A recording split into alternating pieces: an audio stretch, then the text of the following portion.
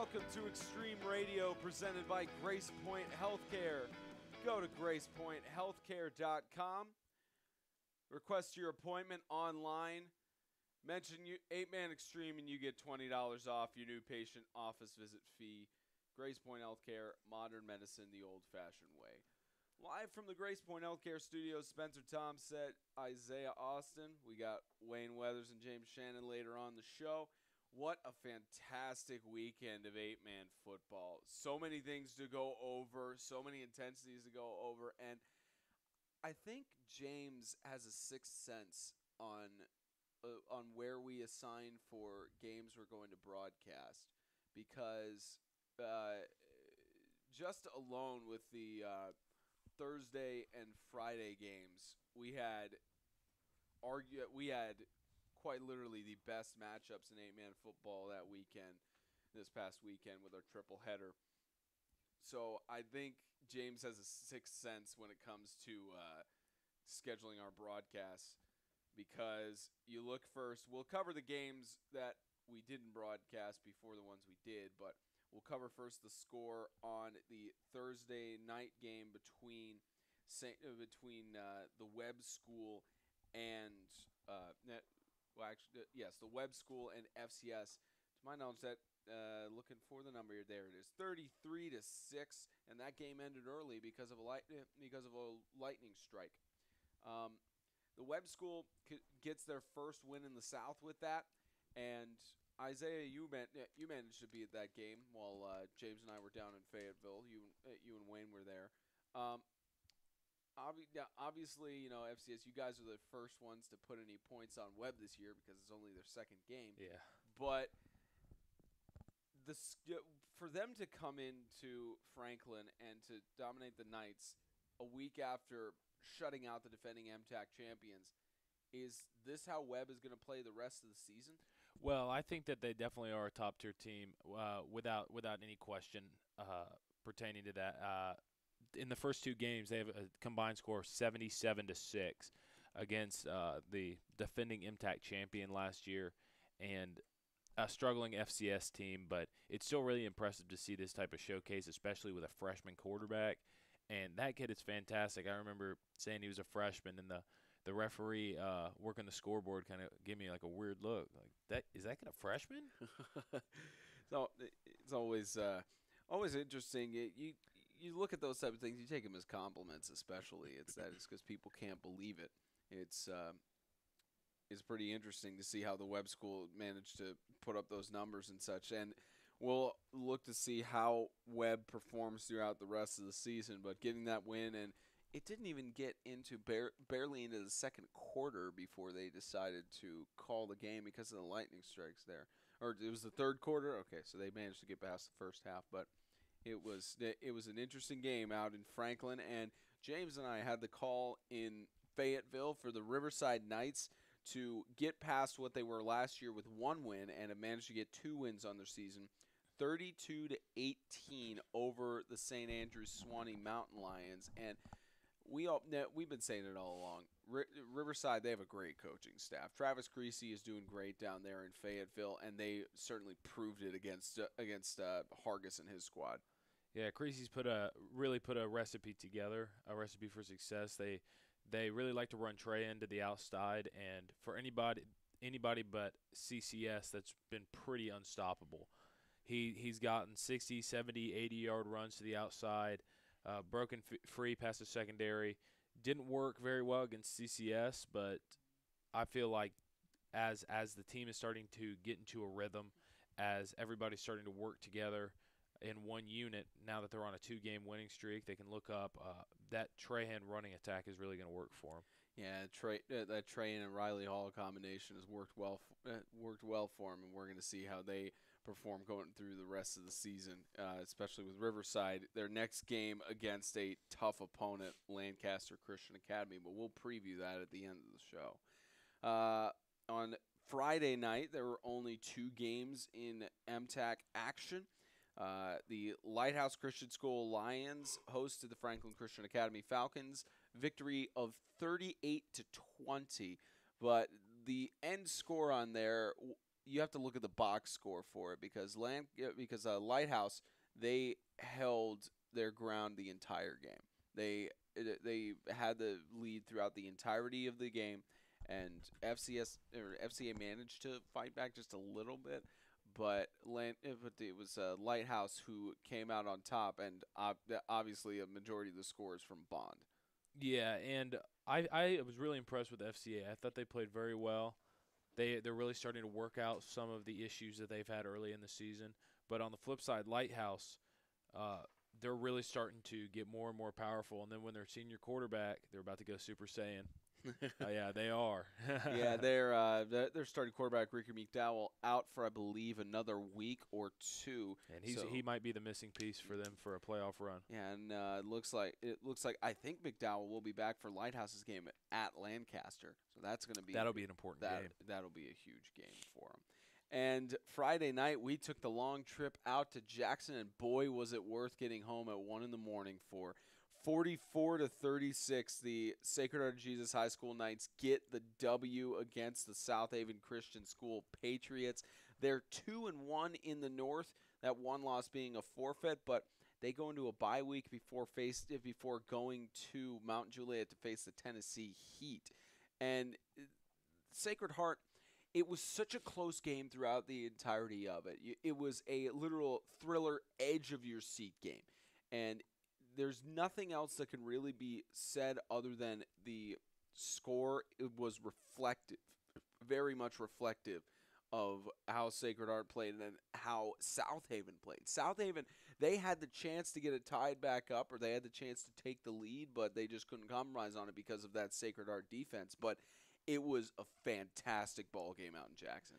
Yeah, and both teams were young, and we knew that coming into the game. A lot of freshmen, a lot of sophomores.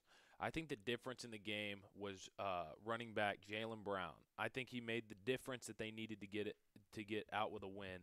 I think the same can be said for last week. This team is young. This team doesn't have a ton of experience, but they are playing their hearts out. The coaches are absolutely doing something right, and Jalen Brown is picking them up whenever they need that leadership, and he's really, really done a great job at getting them to 2 wins in a row. And Sacred Heart again, they're on a bye week, and in week 6 they face off against the Tennessee Heat in Mount Juliet. And for South Haven Christian School, they're hosted by Bowling Green Christian Academy next week. And the final game of our triple header, but the final game of 8-man football this past weekend was between the Christian Community Colts and the Tennessee Heat, 51-20. It's obviously, you said it after the game Friday night. CCS was going to win that one, so you were completely right on your prediction there. But you look at the score for that one as well. It was close at halftime. Both teams kept it intense. They kept their grounds until CCS in the second half. They decided to. They got a kickoff return touchdown from Brooks Pugh. They just took the stronghold of the game and didn't let the Tennessee Heat get anything else on them. Yeah, and Christian Community was able to put up 4 or 5, can't remember, but it was 33 straight points on the Heat, unanswered after the Heat got the lead. So it was 20-19, 32 straight points on the Heat, unstoppable. But I think this past week we figured out Christian Community's weakness.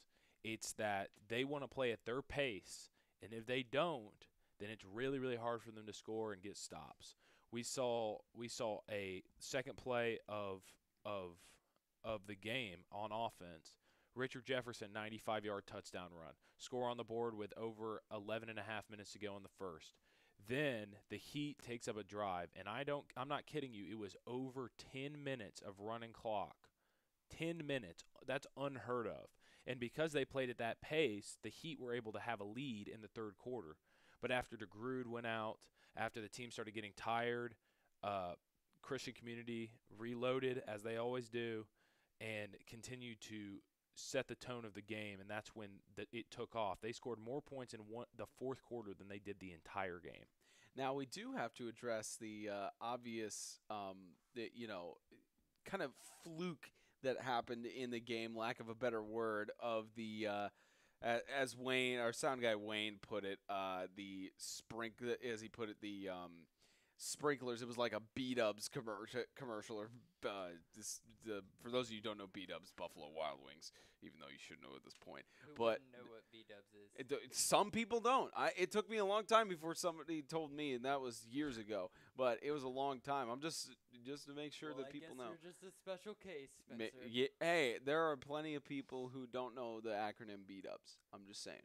But the sprinklers went off on the field in the fourth quarter, and I don't want to say it was a momentum shifter because CCS had an 11-point lead at that point, but that's got to go to ESPN's top 100 highlights, or somebody has to send that off. Not top 10.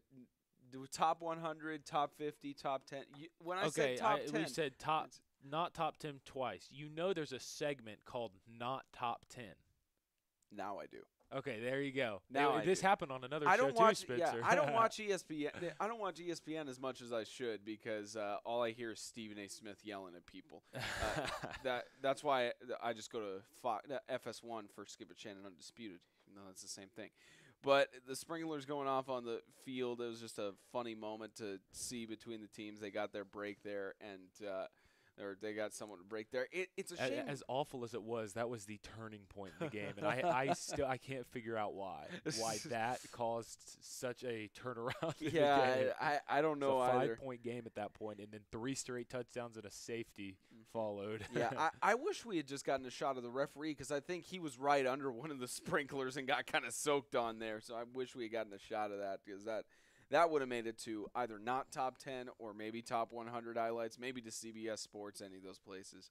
But 51-20, the Colts get it done against the Tennessee Heat. They're right now undefeated in the North, 2-0, as CCS travels down to Franklin to face off against the Franklin Classical School Knights and the Tennessee Heat next week, being hosted by Lighthouse Christian School in Antioch.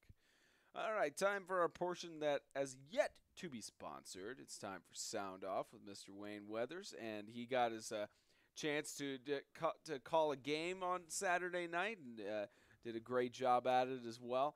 So obviously a lot of good things for you to go over from our triple header of games. Even though you weren't at the Thursday game, you had the chance to review the film on it. But just a lot of good things to go over. I'm sure there's a lot of stuff that you saw during this past weekend. Definitely. Now my mic decides not to work. All right. So it was definitely a great weekend of games for us. A doubleheader. Really enjoyed it.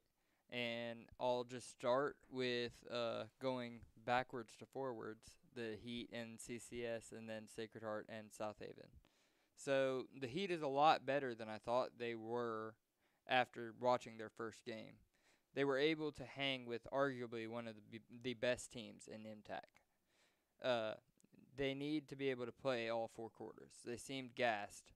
25-20 going into the fourth quarter and ended up 51-20, not even scoring in the fourth quarter, and ending up getting a bunch of cramping injuries and stuff like that, and also the sprinklers kind of turned the game around. I think they were slipping around on that grass, but still were able to fight and keep on fighting.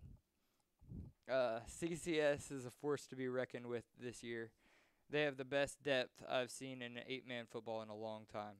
The best takeaway is their ability to play all 4 quarters and being able to put fresh legs in whenever their first team needs a break. And then Sacred Heart has a great, strong front. The receivers have amazing hands and a great running back. That is like the key formula to a great team. Their quarterback can throw 50-yard bombs like it's nothing. I mean, that's unspoken in high school football, in this level of high school football, I should say. But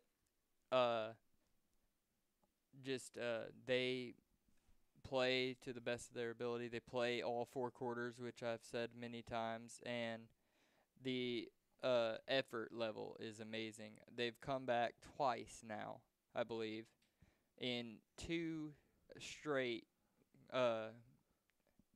what's the word I'm looking for now? It's slipping my mind. 2 straight games? No, 2 straight tight games. There we go. 2 straight tight games. Yeah, 2 straight tight games, comeback victories. And then for South Haven, I saw a lot. I saw a lot of things that they need to fix, but I also saw them actually score a touchdown, unlike their first game where they just were held 44-0. I believe. I'm pretty sure it was 42-0 on that game. Yeah, I mean that's just unacceptable, especially in 8-man football where it's a high-scoring game always. You can't get shut out in 8-man football and call yourself a football team, kind of. But, I mean, that was kind of, sorry about that. That was kind of vulgar. But I meant to say that you can't get shut out in 8-man football. It's unacceptable. And just they worked out the kinks and were able to score 28 points in their second game.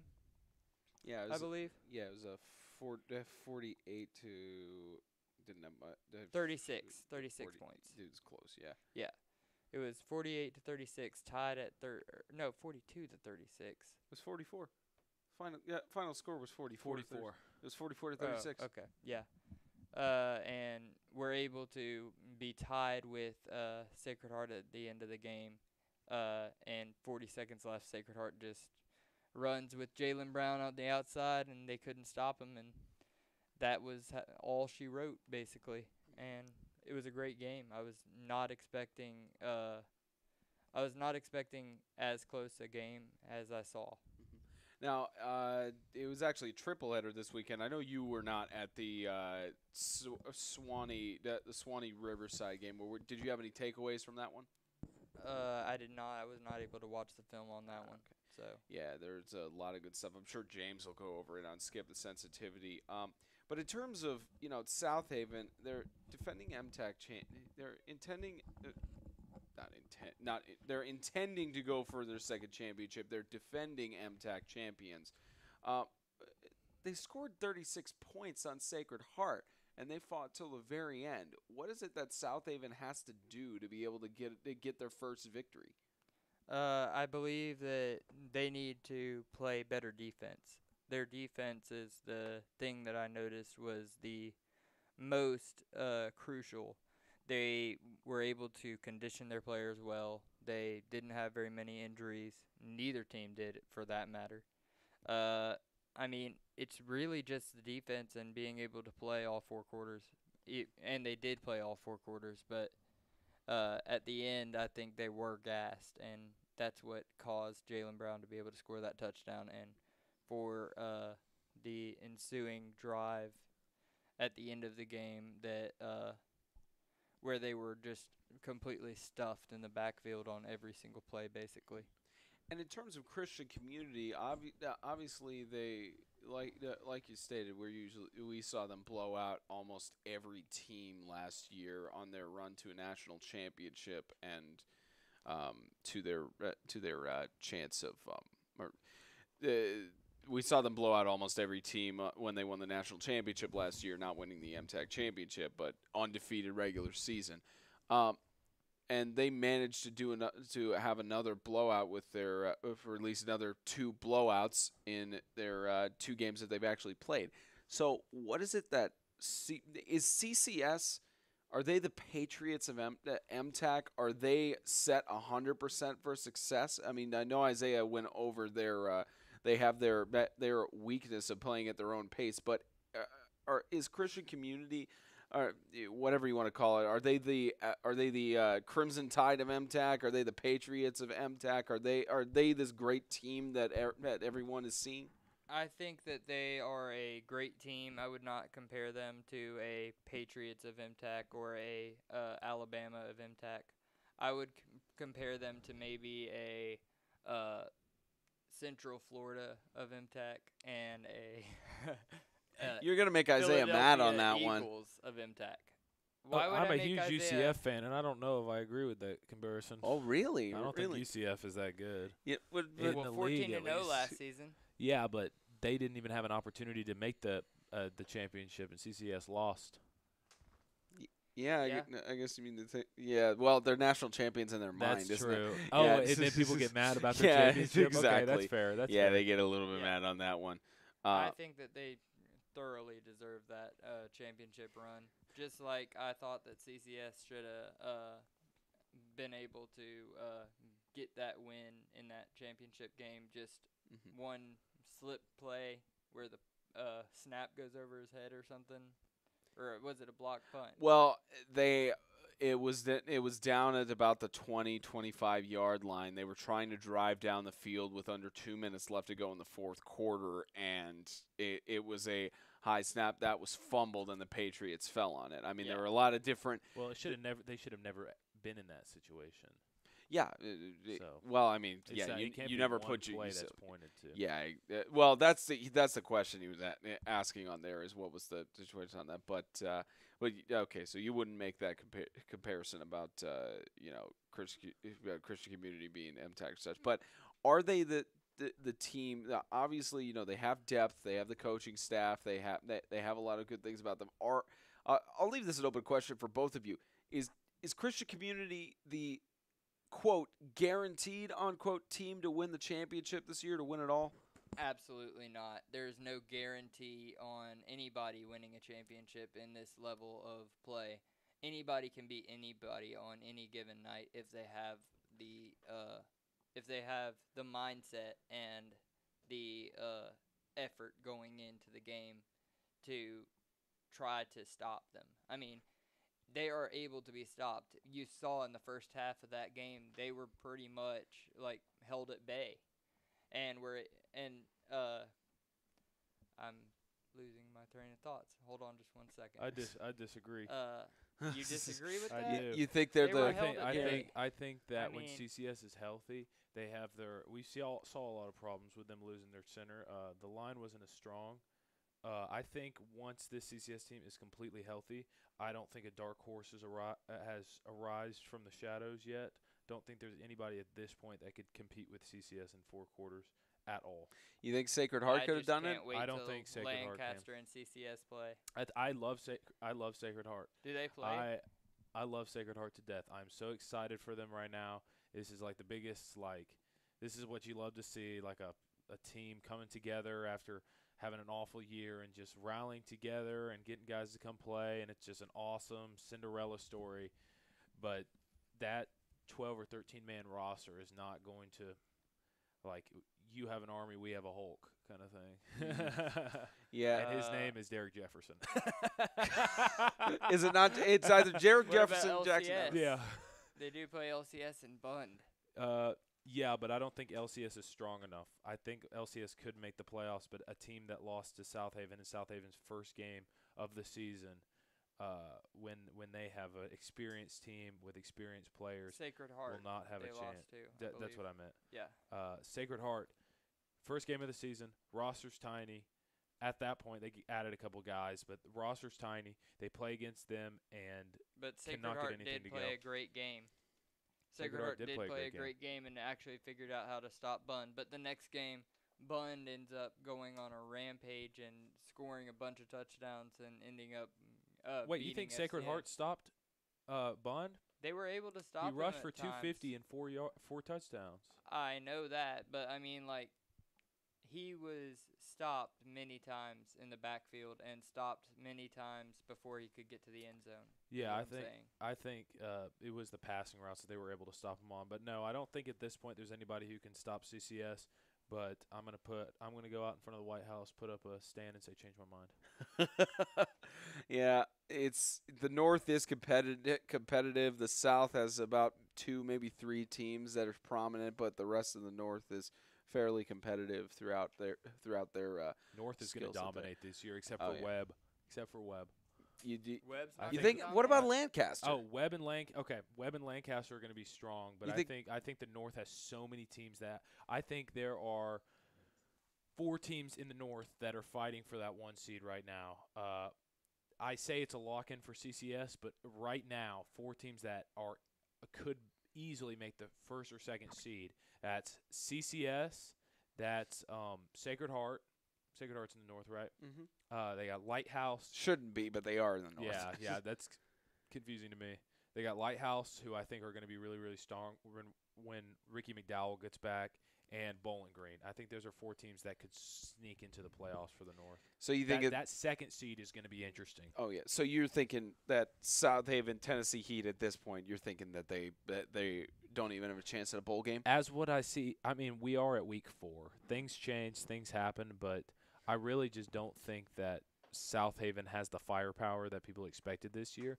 And I could be wrong, but I've seen them play 2 games. I've not been impressed at all. I think Sacred Heart could have won that game even easier than what we saw the other night.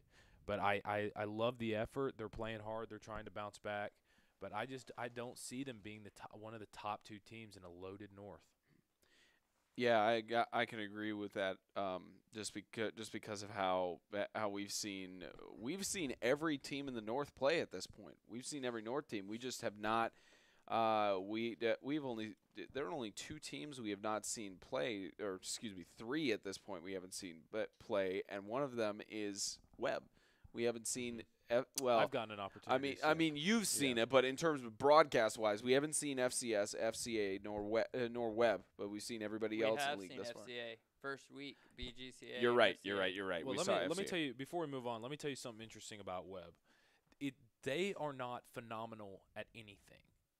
This is a young team. The receivers are incredible, but that's a spot. They're not phenomenal at anything, but they're so above average at everything. So they're able to just they do everything well, and they're not They're not going to throw for 500 yards. They're not going to rush for 200 yards. They're going to kill you slowly, and you're going to look over at the scoreboard and you're down by 40. That's the type of team that I call Webb the silent killers. They're going to put points on the board. The Dark Knights. Yeah, they're going to put points up on the board without doing anything particularly flashy. They like to run bare bones football and just put points on the board quick, and before you know it, you don't know what hit you. There's no way that Webb can be the Dark Knights because that's classical. We already have Dark Knights in the league. Okay, sorry. Don't be the victims of defeat. Okay, you know how many people have made those puns at this point? Dad joke. Anyways, yep. So that was sound off with Wayne Weathers. Appreciate you giving your opinions on such. Go ahead. Thank you very much for the opportunity, and I'd like to apologize for what I had said earlier. I did not mean to word it in that way. Yeah, we got to put you on Skip the Sensitivity for that stuff. We got to put you on that I will segment. definitely go on Skip the Sensitivity. I'm sure once you will I am able to. And I'll apologize to you, Wayne. When he asked an open question, I forgot we were on sound off, and I kind of sounded off. It happens. Yeah, you took about 2 minutes of my time. It happens. All right, ladies and gentlemen, it's time for Skip the Sensitivity. Disclaimer, yada, yada, yada. You guys know what it is. James's opinion's 100%. Now, James, we look at how these the games were this week. We look at all the results and such. I know this is kind of I'm gonna try as best as I can to not push this in your face. But why is it that you were wrong with the Heat winning?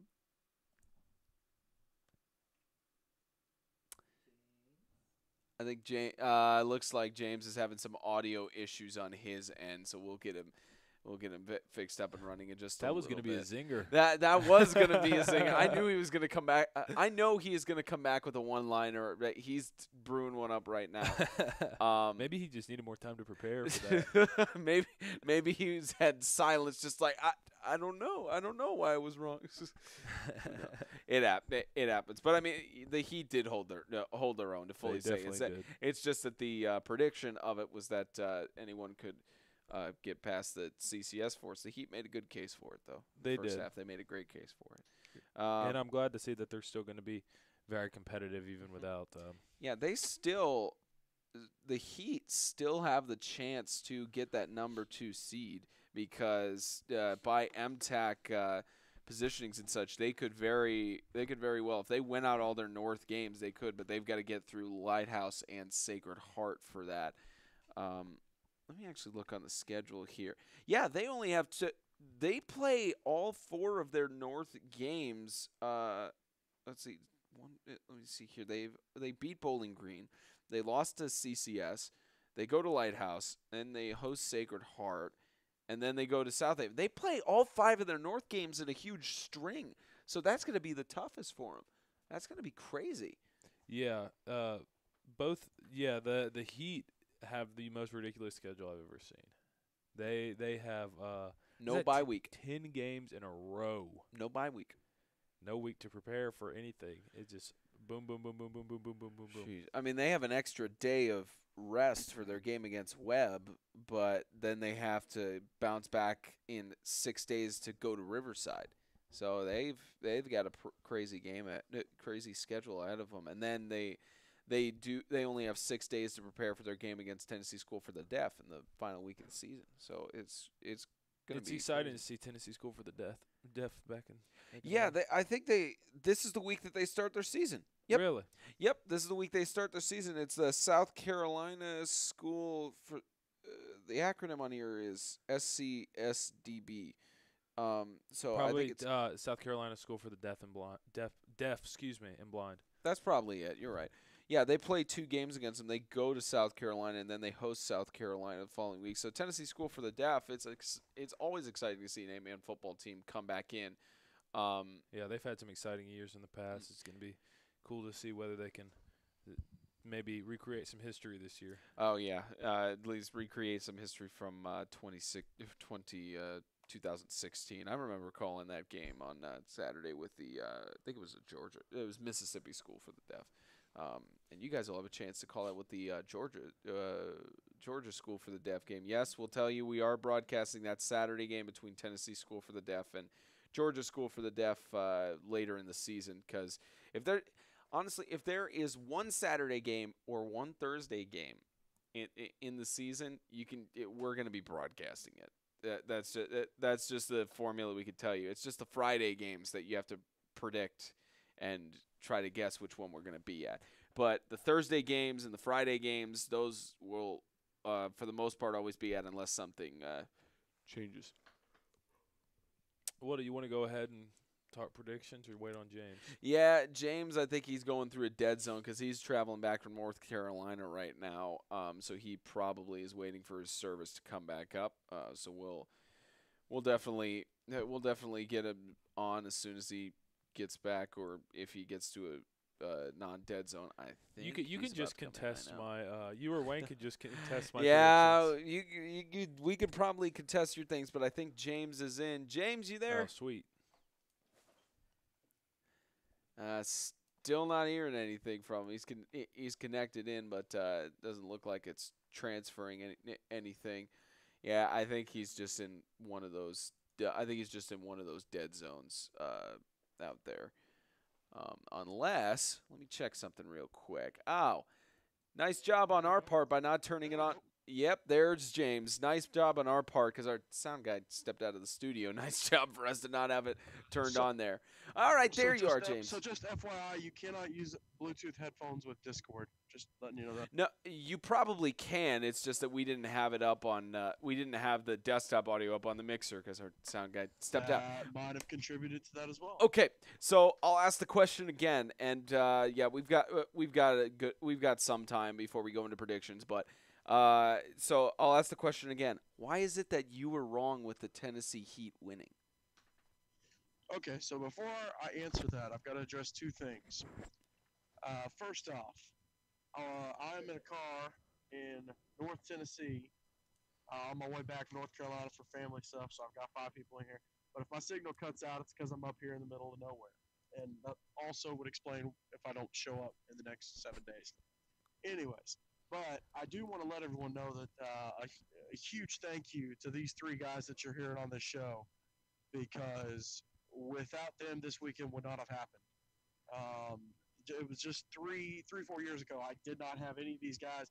None of these guys were doing anything, and they've all come on board, and I'm super, super thankful for them. and really, really appreciate him. So just want to let y'all know He's that. The second prefacing thing- he's prefacing his witty insult coming back. I really don't. I really don't. That's genuine. Like, I'm genuinely thankful for you guys. we appreciate Thank it. you. The second thing is, and to let everyone know, that includes Isaiah writing recaps at 1:00 in the morning, and the guys driving to Jackson and getting back home at 1:00. Like, that's stuff that you don't just find anywhere. So these guys are a special, weird, strange breed. So big thank you to them. The other thing I want to address is our friend over at Tennessee 8-Man Weekly, Radio Free Cedar City. He has a new podcast on Tuesdays. It's Tennessee 8-Man Update now instead of what it used to be. And that out, he's doing his best. He's been doing it for a long time.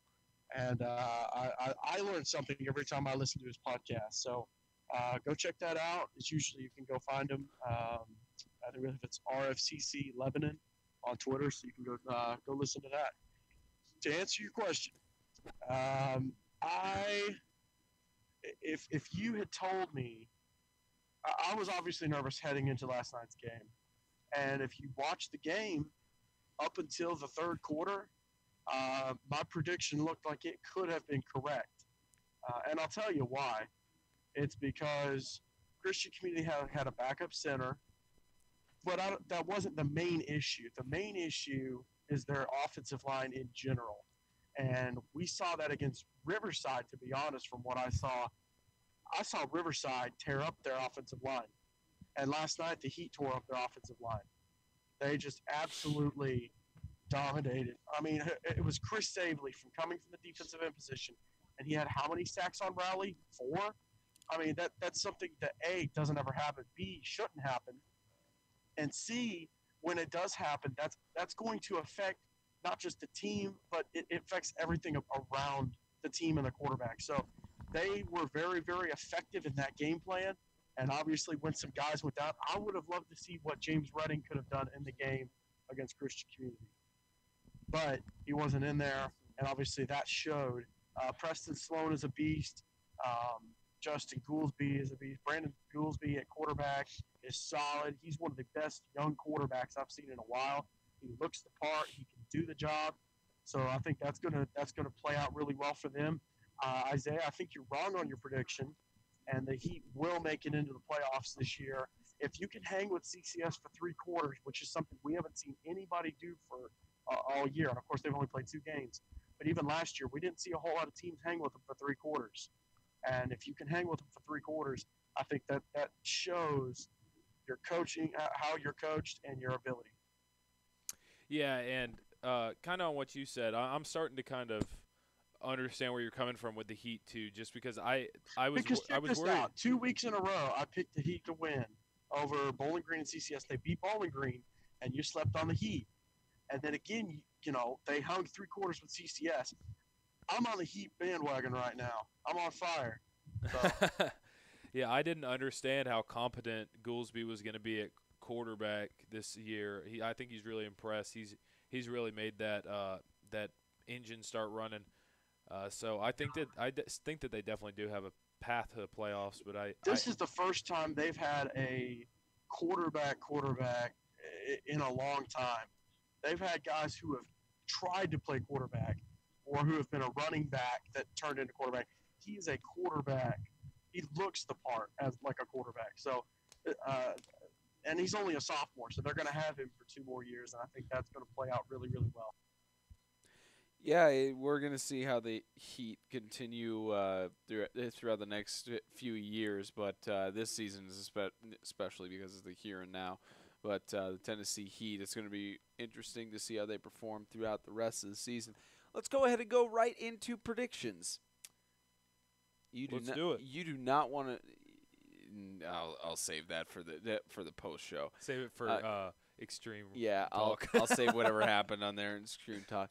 All right, if you got your helmet schedules, follow out from top to bottom. Bowling Green Christian Academy, they are off of their bye week and hosting the South Haven Christian School Patriots. And Isaiah, we saw how South Haven played on Friday, and I believe you managed to catch a little bit of the film on Webb and South Haven. both of the teams for Bowling Green, they're coming off of a bye week loss to the Heat. They're still looking to have their mix into the playoffs, and they're really looking to. Both of them are wanting this North win, obviously. Both of them wanting better seeds and to keep their playoff hopes alive. But for South Haven, this game is even more important because if they lose this, their only hope is a bowl slot because of losing 2 games in the North. Now they do have Heat, CCS, and Lighthouse, but because of Sacred Heart and Christian Community being up ahead there, it'd be a really tough hill to climb if they want any chance in the playoffs. Yeah, I don't see South Haven as much as this goes against my original predictions. I don't see South Haven winning this week. I don't think they're going to pick it up. I think Bowling Green, they did have a rough game against the Heat, but then again, as James said, the Heat has a good ball team this year. I'm not buying the fact that they're MTAC championship ready, but I do think that they have a good team this year. And Bowling Green, still a great team, still have a lot of firepower. Defense was struggling, but I think John Stock is definitely one of the best defenders in the league. Even pass rush and great run defender. Great all over the defensive side of the ball. So I have Bowling Green taking this one. James? I have to completely disagree, and I'm surprised that you take Bowling Green after seeing South Haven on Friday night. I've got South Haven winning this one, and I'll tell you why. Their quarterback stepped it up another notch, and I'll tell you, besides him, I was super impressed with Gagliano, senior running back. I think he played a solid ball game, and then you got Emmanuel Ding, who was able to make some plays Friday night. And I was impressed with South Haven more so than I was when I got to see them against Webb. I was very unimpressed, and then all of a sudden they turned it around in their second game. I don't know if it's the quality of opponent. I think Sacred Heart's on fire. Obviously, 2-1 because they did have the forfeit. But they are they've still won 2 in a row in their division, so they're on fire and they're red hot. And I like what Sacred Heart has. But anyways, I'm taking South Haven on this one. All right, you guys are split on that one. We'll see if you're split on this next game. They had a great game, so I'm going to give that to James. We'll see what happens. Yeah, you'll still hold with your prediction though. Yeah. Tennessee Heat, they travel to Antioch to face off against the Lighthouse Christian School Lions, who are coming off of their victory against Franklin Christian. And as far as I know, this is the last week that they are without their quarterback, Ricky McDowell. I believe they may have one more week, maybe 1 or 2 more weeks until he comes back. But the way we saw the Heat play on Saturday night, and the way we saw Lighthouse play last week against Sacred Heart, it's one of those tight ball games that it's another really close race for the North. And as I was mentioning, the Tennessee Heat, they play all of their North games 5 straight, and this is 3 of 5 straight. So this is proving if they can have the endurance to potentially make it to the playoffs. Yeah, and man, this is a hard one for me to pick, but I think I'm going to go with the Tennessee Heat on this one just because I think Ricky McDowell could make the difference, but I think it's going to be a really, really, really close game. But I think missing Ricky for the 3rd straight week is really gonna make the difference in this game, and the Heat are going to be able to take it by a slim margin. James? I've got the Heat picked on this one as well. Wow. Like I said earlier, when you see what they did to Nathaniel Rowley and what they did to that Colts offensive line, I have questions about Lighthouse's offensive line. At times, yeah, Derek Jefferson and Jackson Daughter took off for touchdown runs, but they were throttled just as many times as they had good runs. And I think that'll translate over to what they do to Michael Bunn. He's a solid beast. He knows what he's doing and he's good at it. But I think that they'll be able to just gang tackle and just the Heat. They've got big guys up front, but it's almost like their smaller guys are swarming around making the tackles. And I think they'll be able to. Pull it off and pick up another MTAC North win.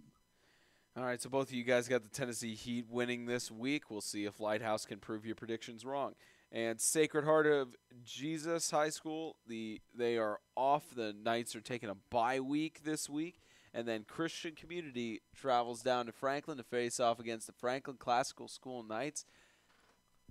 I think CCS with the endurance that they had on Saturday night, it's hard to say that FCS will be able to put up a fight against them, especially with the way the Knights been playing against teams like Bowling Green, Riverside, and Webb. But I think that one thing about FCS is that they have some of their guys coming back off of injury, so they've got some firepower that they'll be able to put in. Yeah, Ernie McKinnon expected to return next week. They got Independence transfer. I don't know what his status is yet, but he's back at FCS.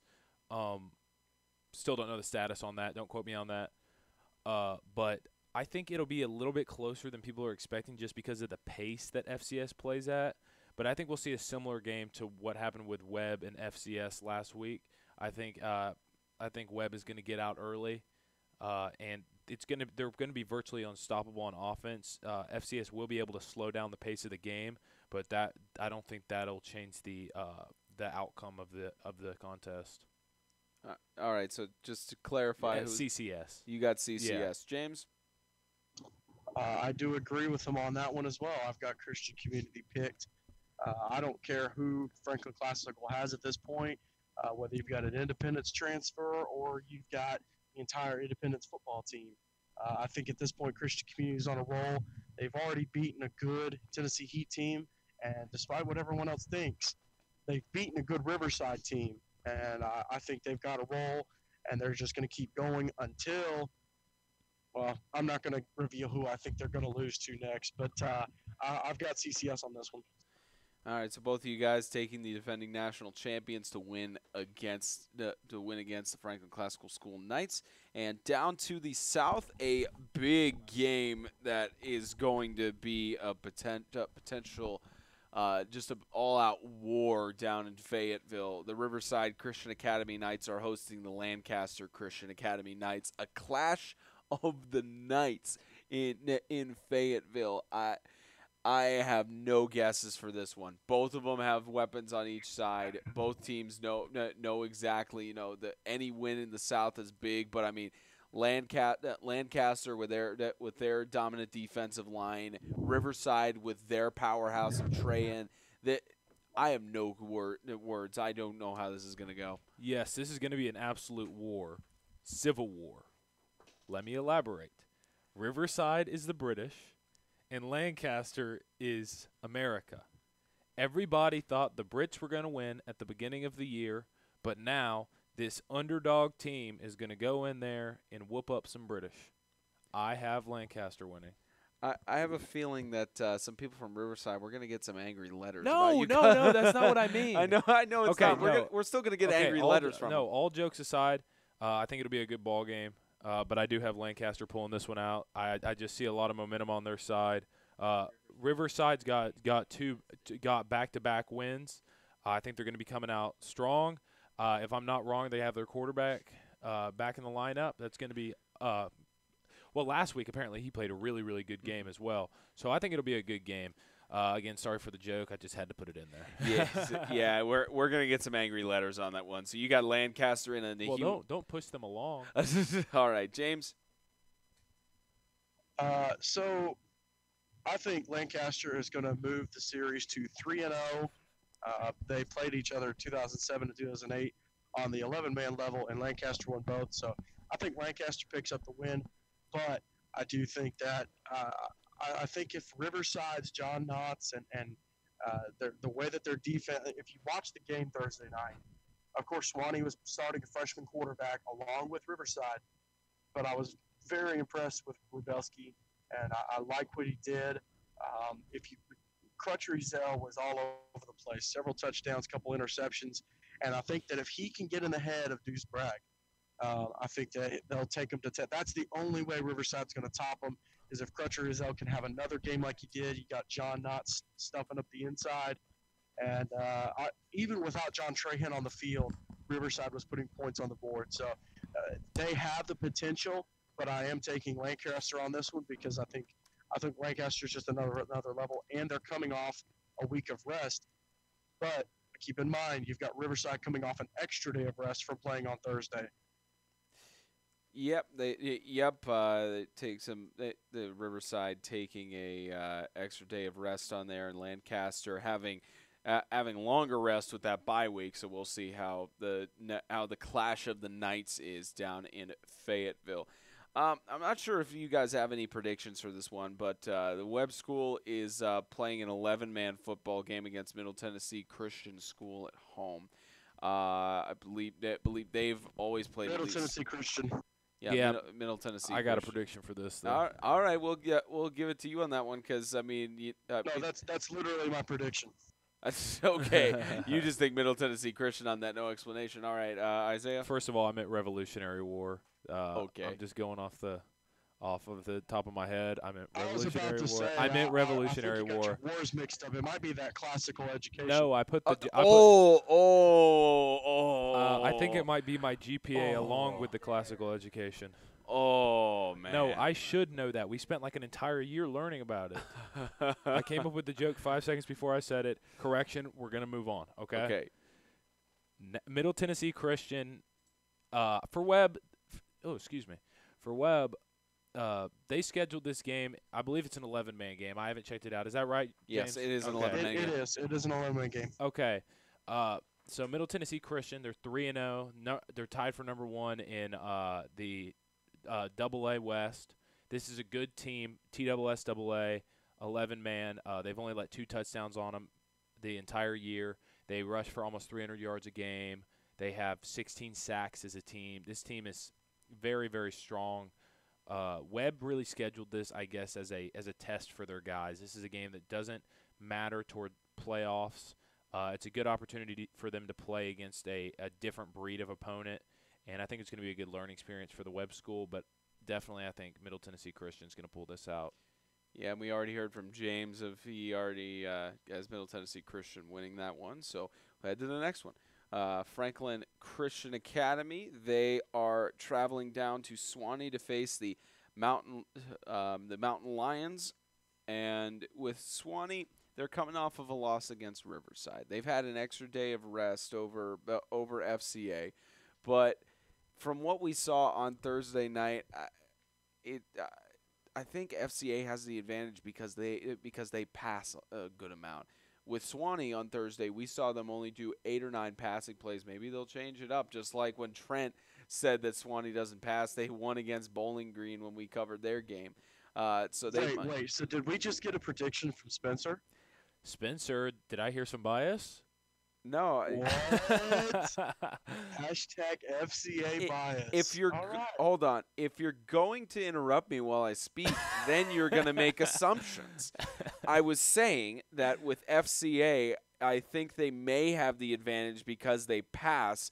But the big thing with Suwanee is that they may change it up because like Trent did last year for the Bowling Green Suwanee game the Sunday before, he said that Suwanee doesn't pass, and then they passed, shocked everybody, and beat Bowling Green. So I think that it's going to be a really great game between the two clubs because both of them are looking to get their first win. Both of them are looking to keep it intense. I don't know. I don't know which one is really going to have the 100% upper advantage, but it might be FCA solely because they pass the ball. I don't think that's you can make your accusations when you want. I don't think that's bias. I think that's just football. If you pass So when do we start getting Spencer's predictions on the other games? Yeah, Spencer, why this game? Why don't we get a prediction I on gave this my game? word on the other game. For real though. I gave my words on the other games. It's that they were too close to call. I think just in the base of football, I think FCA might have the upper advantage. But you know what? Suwanee has a good rushing game. It's too close to call for the 0-3 team playing the 0-1 team. I see. It is too close to call. You're right. I don't think it's too close to call. You don't. That's why you and James predict the games. I'm just saying what the perspective looks like. Well, Spencer, you probably secretly have predicted every game right, and we just don't know. Possibly. I mean, how would we? True that. You won't even tell me who you're rooting for or who you have predicted on the car ride to the game. Of course not. I don't know why. Yeah, because I don't know. Because I genuinely don't know.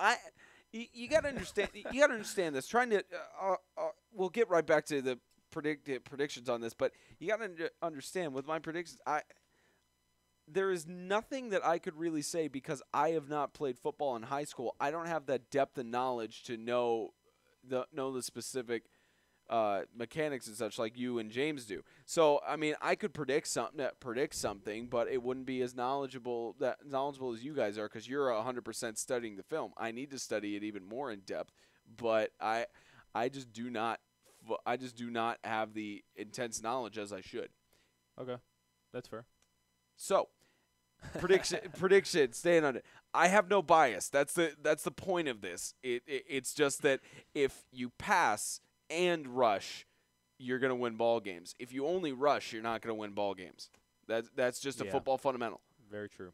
Anyways, your prediction. I think FCA is actually starting to come along. I think it took a couple weeks of them getting used to their new systems, the new guys in.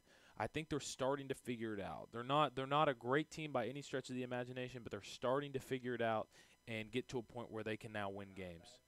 I think that going against a Swanee team that's one game removed from losing to Riverside, Riverside has been a pretty good team this year, 2-1, but St. Andrews Swanee showed that they have not changed up the play calling at all since last year, and have lost guys that did what they ran last year so well. So it seems to me like they're going to need more practice to be able to figure out what's working. They're going to need more game exposure, etc., to be able to figure out what is this lineup going to be able to run well, and how are we going to be able to put the ball in the end zone. Could not figure it out against Riverside. Don't think they figure it out against FCA. I'm taking FCA in a very, very high scoring blowout. James? So the way that Swanee is going to offset not having a whole bunch of experience is they're going to have two freshman quarterbacks. They're going to throw two freshman quarterbacks at you, each of which scored a touchdown. One of them scored 2 touchdowns rushing the other night. There's a list, and it includes Gage Holman. It includes Michael Bund, and it includes Matthew Bowden. And that list is running backs who have absolutely torn FCA up. You could take your pick of whatever Swanee runner you want to, add them to that list. I've got Swanee moving to 1-1. FCA officially eliminated from the playoffs. All right, James's prediction tied there, saying they'll throw 2 freshman quarterbacks at you. That's the only thing that Swanee's going to throw, and we'll go to we will move on. I'm telling you, if you watch the game Thursday, they also threw some interceptions. So they're going to throw 2 quarterbacks and some interceptions at you. You just have to take the good and leave the bad. I'm telling you, Hargis is going to hear this, and he's going to do like 15 or 20 passing plays throughout the game, or he's going to do the same thing he did against Bowling Green last year. Or me saying that, he'll mix it up and do something completely unexpected. Hargis, I don't know. I just think FCA has a stronger passing and running attack. Hargis, let me say something though, especially Swanee, but in general this year, and it's something I've said it several times. But going into Thursday night, we did not know what to expect from Swanee. And the fact that Coach Hargis and Coach Sam Montgomery, who's their offensive coordinator, can take a team of they really only have maybe 2 starters from last year, Jalen Tillman and Kayla McClain, who's their center. For them to be able to take running backs who are juniors and seniors who didn't play a whole lot last year, and to be able to take 2 freshman quarterbacks and hang in there with a good young Riverside team, I did not expect that kind of game out of Swanee, and I really think there's a lot of skill. But in general this year, you look at how many. There's really only, other than Christian Community, Lighthouse, whenever McDowell comes back, and Bowling Green, who's got a senior quarterback, and I believe there's a junior starting, Daniel Holcomb at FCA. Other than that, you have freshmen and sophomores who've never played quarterback before or who've only played JV. You've got them starting this year. I'll tell you, I've been overly impressed with every single freshman and sophomore quarterback I've seen this year. I have not seen anyone that I shook my head and said, man, they are in for a long year. I've been impressed with every single guy I've seen. And to clarify, FCA would not officially be eliminated from the postseason if they lost to Lancaster and Swanee, because they still have their games against. No, I didn't say postseason. I said playoffs. They wouldn't be I said playoffs. They wouldn't necessarily be eliminated. There'd be 2 losses. And? Because with 2 losses, you're eliminated from the playoffs with 2 losses. Just try. There's no way that they beat Webb, and there's no way. Okay, that so they beat you're Swanee saying they would be you're saying Riverside. you're saying eliminated from the playoffs if they lose any more from there. It's not an official elimination because they have to lose either 1 or 2 more of their South games. I mean, if you want to get technical, that's fine, but I'm calling it right now. A loss to Swanee equals no playoffs for FCA. Which might be good thing. Might be a good thing because that means we could get either Coach Steve Adams or Shaka Hill to help with the All-Star game. So it might not be all bad. Great. But I'm calling it though. You're already leaking stuff out, man. Nobody knows we're even having it this year. Yeah, nobody even knows we're having an All-Star game this year, dude. Everybody knows we're having the All-Star game. No one does. No one does. Yeah, Which is November 8th through the 10th, by the way, this year. In James' defense, I was just joking to make fun of you, Spencer. Yeah, exactly. Nobody even knows we're having it this year. All right. Well, actually, we've got one more team we do have to predict that we were talking about. It's the Tennessee School for the Deaf is facing off against the South Carolina School for the Deaf and Blind on Thursday. They'll be going out to South Carolina for that game, and I'm not sure if you have any predictions. Yes, I do. I have preseason predictions for this. All right, let's see what you got, Isaiah. Oops. Okay, yeah, I have them picking up the win. On Thursday. You got any elaboration on that? I have no elaboration. I did a bunch of research on this before the season, but I can't necessarily. I just can't pull that information. I forgot back. that their first game was this week, but so that's exciting. School for the Deaf gets their first win. James, what do you think? Same. It's not Tennessee bias, but they whooped up on South Carolina a couple years ago. And then last year, South Carolina got whooped up on by everybody else. I've got them starting out the year with a win. Go Vikings. All right, so the Tennessee School for the Deaf picks up their win. And our Extreme Game of the Week, the Kingdom.com Extreme Game of the Week. There's a drum beat there. We will be live from Bowling Green once more. We will be broadcasting that battle in the north between the Bowling Green Christian Academy Warriors and the South Haven Christian School Patriots, as the Patriots fight to keep their playoff hopes alive, as well as Bowling Green. Both teams fighting to keep them alive. Bowling Green still has a good chance for the bowl because they only have 1 loss in the north, but South Haven even more in desperation. A loss to the Warriors could very well mean they have a chance at the bowl game.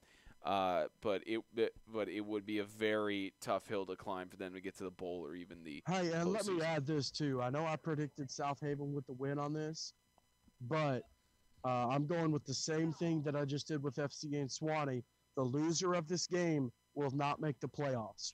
Calling it right now, or the postseason. Well, the only problem is with South Haven already has 2 losses in the north. They both only have 1 loss in the north. You're right. They've only got 1 loss in the north. Yeah, I'm looking at the Sacred Heart is the only one who's played 3 games in the north at this point.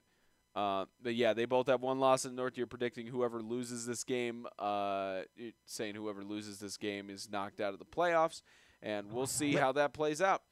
All right, so we'll be live on Friday from Bowling Green's field at the WKU Intramural Sportsplex. South Haven and Bowling Green both fighting for their playoff hopes to keep them alive in the MTAC North. That'll wrap it up here for Extreme Radio presented by GracePointe Healthcare. Make sure to go to GracePointeHealthcare.com, request your appointment online. Mention 8-Man Extreme and you get $20 off your new patient office visit fee. GracePointe Healthcare, modern medicine the old-fashioned way. On behalf of Isaiah Austin, Wayne Weathers, James Shannon, thank you for tuning in to Extreme Radio. We will be sure to see you on Friday for Bowling Green and South Haven. See you next week.